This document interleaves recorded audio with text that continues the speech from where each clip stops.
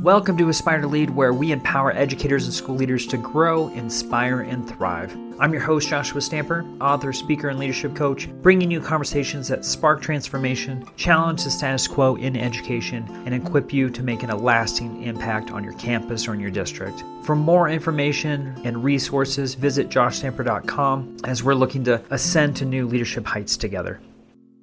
All right, welcome back, Aspire Leaders. I'm so excited for my two guests that are joining me today. I've got Dr. Joseph Jones and Dr. TJ Vari, the two doctors in the house.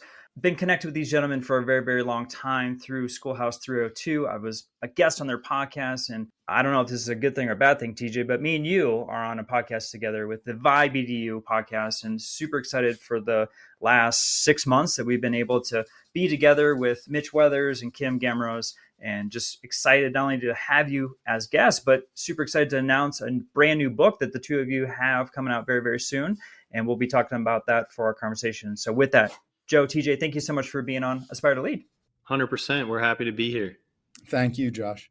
All right, gentlemen. So before we dive in, I don't know if I know this story, but how did the two of you get connected to do all the many things that you do, not only writing books, but also offering PD, coaching? I mean, you do it all. So where was that connection made?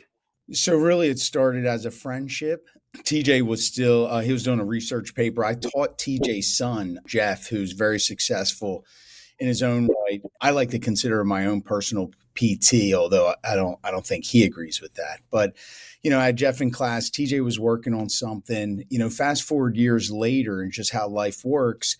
TJ was in industry. We were looking for a teacher at Howard High School of Technology, one of the schools in my current district where I'm superintendent. TJ came on board, did incredible things. I had then since moved on, became the principal of Del Castle, and TJ came over as the department lead, which was the largest English department in the state. And we were really in a bad way in terms of No Child Left Behind, turnaround school, all of those things. So we had put a ton of energy and TJ ran with that.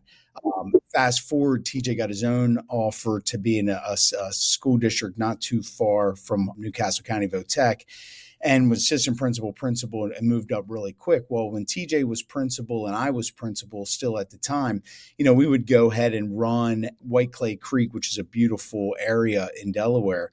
And so our goal, though, was to connect and really talk about work, some of the issues we were facing.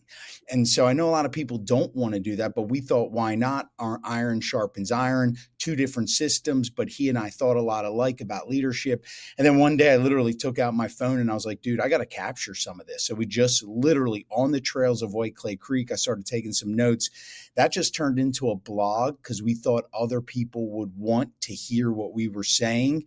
And it was accurate. It was an accurate thought. People have been incredibly receptive, even in our own state. They've been very welcoming of us and the work that we've done. And then it's just taken off from there. TJ had a wonderful career in the district, Quinnipiac, and then decided to go into private after a keynote we had done, and he met the CEO there. And so, I'm still superintendent in Newcastle County Votech, but together our work really self-serves first, and then with an opportunity to help others. As we grow, we think we can help others grow. I love it. TJ, did he miss anything? He only missed one thing, which is I think he said that he taught my son, and it was actually my brother. Did he say son? I thought he said son. Maybe it was my brother. If I did, that's crazy. He's trying to age you, TJ. Yeah, I'm trying to make him older. All right, so let's dive into the book because this is on pre-order over at Amazon. So it's called Time, Tools, and Tactics of Instructional Leadership, a Principal's Guide to Leading Learning. TJ, I'm going to throw this to you. So your book focuses on helping leaders break free from operational overload, which is a common theme with really all administrators, but specifically with the principalship. What do you see most common as far as the habit the principals have that get them stuck in that management mode versus really looking at instructional leadership?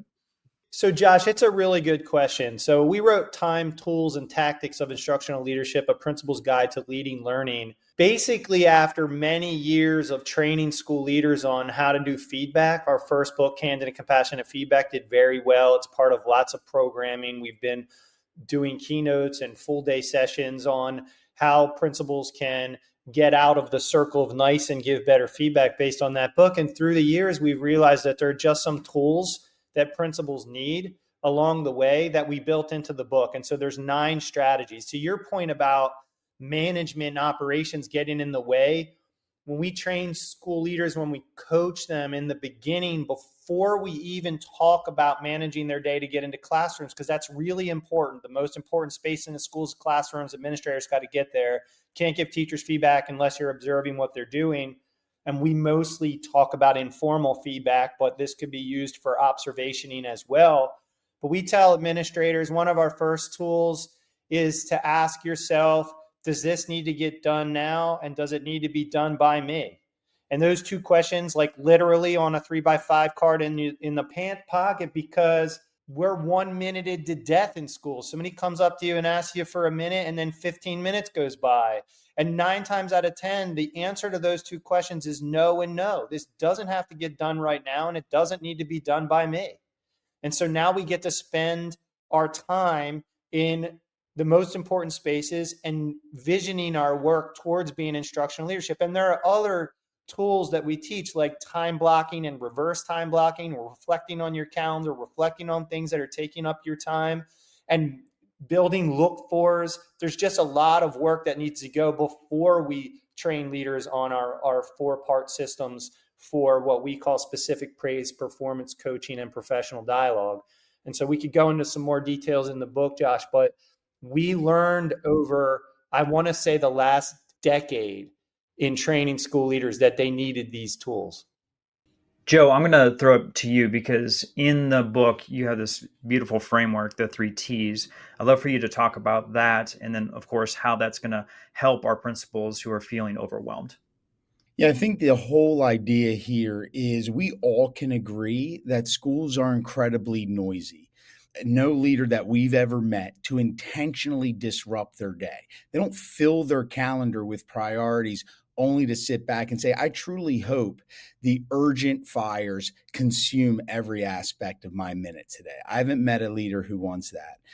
Time, tools, and tactics really is a way to build coherence amid the chaos.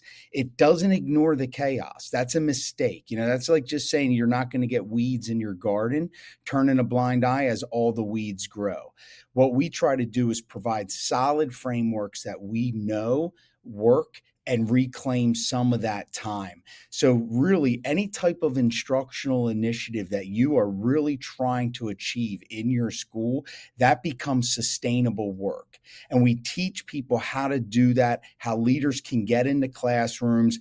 And the reason we call them time, tools, and tactics is they fall under certain buckets, not all the skills and qualities and areas of expertise that we really shine a spotlight on can be learned the same way, can be managed the same way, but all of this is turnkey. So while some skills may take a little more time, like reverse time blocking, what TJ described is you actually going back through your calendar and auditing what you really accomplished and taking the necessary 60 minutes, if it requires that, to fill in what you actually did. Because if there is something that continues to eclipse your time and you don't actively work to solve that problem, then that's on you. That's the mistake leaders make. They will allow the pebble to stay in their shoe the entire marathon. Take off the shoe, get the pebble out, and fix the problem. But if you don't even know what the problem is, then you can't fix it. So this book really does not ignore any of the noise, does not ignore any of the chaos, does not ignore the urgency, but it does provide a coherent system that administrators can lock in, develop various skills that they can lead their calendar rather than their calendar lead them. Yeah, I love that metaphor, Joe. I've felt that many, many times. Yeah, no doubt. All right, TJ, I know, and I've heard you speak on this, and Joe, you feel the same way, is just the emphasis of getting into classrooms to not only view what's going on in that space and build relationships, but also to provide feedback. So, what does it look like? I know you speak about this in the book too, but what's it look like for high quality feedback versus a lot of times it's truly just about the state system and giving feedback through that? Yeah, so let's start with the structure of the day, because somebody's listening and they're thinking, I can't be in instructional leadership, back to the management and the operations, and it requires too much time. And I'm going to refute that myth by saying it doesn't require a ton more time in your day than you probably already have in the swaths of time that you haven't filled. That's where we're going to build that time blocking in. And what Joe and I say is if you're doing informal visits to teachers, you want to do between 4 and 6 of those visits a day at 12 to 17 minutes. So an instructional leader has 90 minutes in their day-ish that they're doing informal visits, and then about another hour for a formal observation or a post-observation conference, depending on the system that you use. So that means that maximum we're about 2.5 hours out of the day. If your day is 7 hours with students, now I know there's administrators listening now says, my day's not 7 hours. We know your day's 10 hours, 12 hours, sometimes 15. We've been there. But your day with teachers and students is still always fixed to that 7.5 hours. Now we're going to take 2.5 hours of that time, and it's going to be dedicated to instructional leadership. You have 5 more hours just with the teachers and students in the school. This isn't before or after school to manage the rest of the day. That's not that tall of an order. Everybody can do it. When we talk about feedback and meaningful feedback, and we'll go back to those 3 buckets: specific praise, corrective action, and professional dialogue. We want to start with praise, and we want to remind leaders that feedback isn't always about fixing. 2/3 of our feedback models are about inquiry and praise. And so let's just start with praise. 70% of managers say they use praise to celebrate their people. 80% of people say they're not praised regularly at work. It's not because we're not trying to do it, it's because we're not doing it well. And in the book, we unfold a 4-part model that's based on neuroscience and behavioral psychology to help you praise well. Why? So that people feel proud of their work, and so that they repeat the things that they're trying to do so well. And we want people to be reflective practitioners. That's another myth. It's just too hard to reflect on what you're trying to do when you're trying to do it well in the moment. And so again, the neuroscientists are clear on that. We start with praise, and then we have other tools that can be used. But yeah, leaders out there, like, this isn't about fixing teachers. It's about elevating the system. All right. So Joe, maybe you can speak on this, because I've heard TJ passionately speak about like pushing things to the side to make sure that instructional leadership is the top priority for a principal. So is there any systems that you can talk through or routines, and maybe this is from your own experience, that helped you to really decipher your time? But then I'm really more looking for like the practices to get into the classrooms, but like what you are doing with the teachers and when you're in that classroom space. Yeah, it's a great question, Josh, because ultimately we need models, we need things to really help frame how we behave when we're not doing something we want, whether it's personal, professional, dieting, exercise, whatever it is. We're typically lacking a framework to help us. And so I would say the most powerful framework we've created, even for myself, and this really started within a feedback model, which is AFA, anchor, focus, and align. We've extrapolated that now. Really, AFA can be the filter for which everything is done. And so AFA isn't just the idea of giving feedback and you're anchoring it to like instructional initiatives. You focus specifically on that initiative that you're going in with the teacher, providing feedback. So you're going to give incremental progress to that. And then alignment is you're just making sure everything is aligned to that initiative and feedback. We can back out of the classroom though. If you're a school administrator right now, if you don't have every initiative listed and what you're doing, that's a mistake. That's mistake number 1. You have to embrace a little bit of McCallum's essentialism. If we're doing everything, then nothing is important. So I love the idea of Southwest versus Continental Light. A lot of us know that stories. Southwest started booming in the airline industry. Continental tried to create a Continental Light, which is very Southwest-ish, and it failed. We do the same thing in education all the time. And just think about it, right? We have divisions. We have our instructional division, we have our student services division, and then we can keep going. But if everything is a priority, then nothing is a priority. AFA allows you to zero in on the essentials and then just focus on those areas. If literacy is your focus, well, what does that really mean in the third grade? And then just stick to that. Everything else is noise. And that's where we go wrong. It's very simple. We at the Schoolhouse 32 try to get to simple, but when we do too much, then we start to flood the system. We dilute everything, and that causes a lot of frustration among the administrators, but then also among the teachers because they're not sure what the priority is either. So I would say AFA is that major tool that really grounds the administrator. We walk people all the way through it in the book on how to use it appropriately, and that essentially allows them to decide this is our primary focus. Everything else is secondary. TJ, will you talk about the frustration component and why you guys wrote this book? Because I know I was extremely frustrated as far as I knew I was supposed to be an instructional leader, but I didn't feel like an instructional leader. And I know there's so many people that are listening right now that is feeling the exact same way. And so I think this resource is so important for any aspiring or current leaders. So will you just speak on why this book is a great tool for folks and why they should get in their hands as soon as possible? Yeah. So to Joe's point about systems, I would call the 9 strategies more like 9 systems. They're unique systems throughout the book that can be employed by any school leader at any level. I don't care if it's kindergarten or 12th grade. And we've done that on purpose. The frustration is, and I was coaching a school leader just last week, and he said to me, I read your newsletter and I needed to get 15 minutes of your time. And I was happy to do that. And he said that, September, October, and November, his second year assistant principal, September, October, and November seemed to go okay. He said November was a little rocky. He said December we held on for dear life. And we came back in January. It wasn't total chaos, but it didn't unfold in accordance to their vision. And so January, February, March, April, and he said May was a disaster, right? The point was they didn't have systems in place. They were plugging along, trying to get into classrooms, but they didn't have the systems. And then what sets in is frustration. And here's what we find.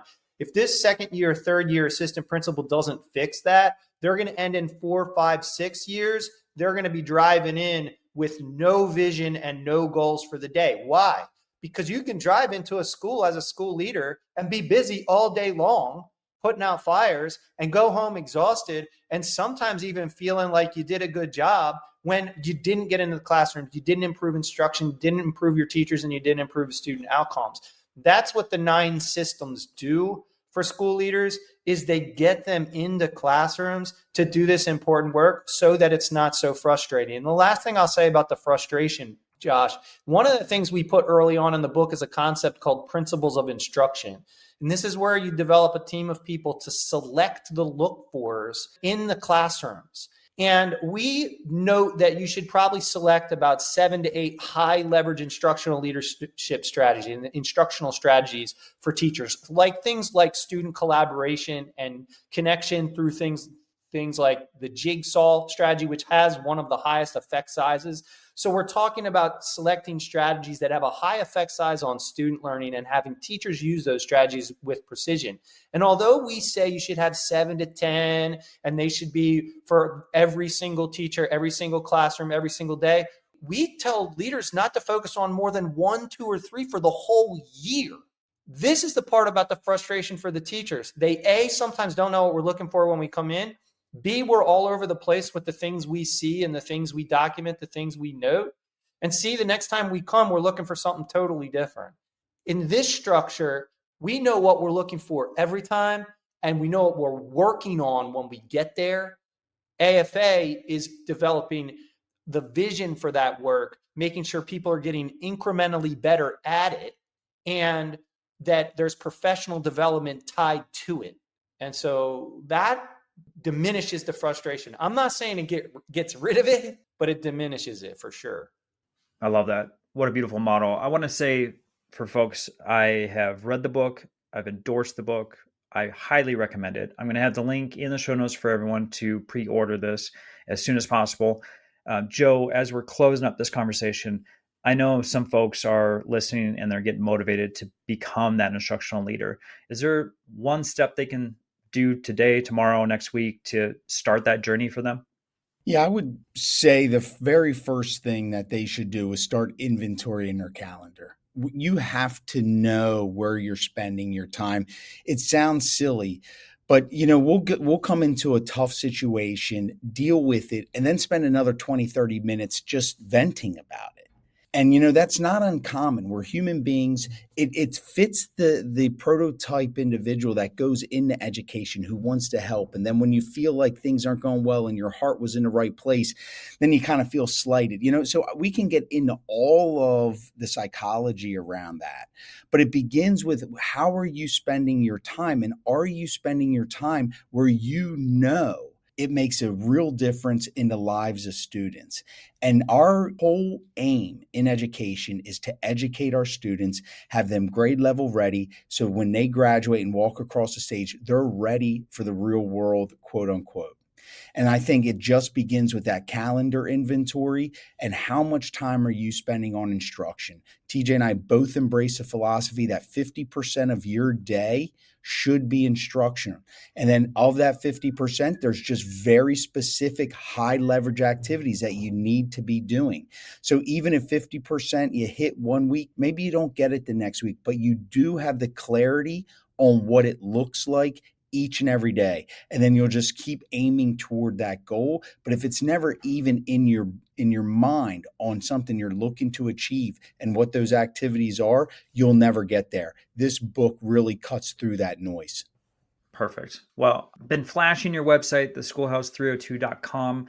I want everyone to go there, reach out to Joe, reach out to TJ if you have any questions, if you need their assistance, support, and anything. Of course, they're there for you. I respect you two so much, and I appreciate you being on the podcast, but then also just the work you're doing with instructional leadership, with leaders all over this country, and of course, enhancing the educational environment for so many people. So thank you so much for being on Inspired Lead, and I look forward to finally getting my hands on that beautiful book. And I just want to say that I appreciate you allowing me to choose the cover too. Thanks, Josh. We appreciate your feedback on the cover. All right, guys, have a great day. And for my aspiring leaders, of course, if you need anything, please let me know. But definitely check out this book and reach out to Joe and TJ. They're absolutely amazing. Thank you, Josh. This podcast is a proud member of the Teach Better Podcast Network. Better today, better tomorrow, and the podcast to get you there. Explore more podcasts at www.teachbetterpodcastnetwork.com. We'll see you on the next episode.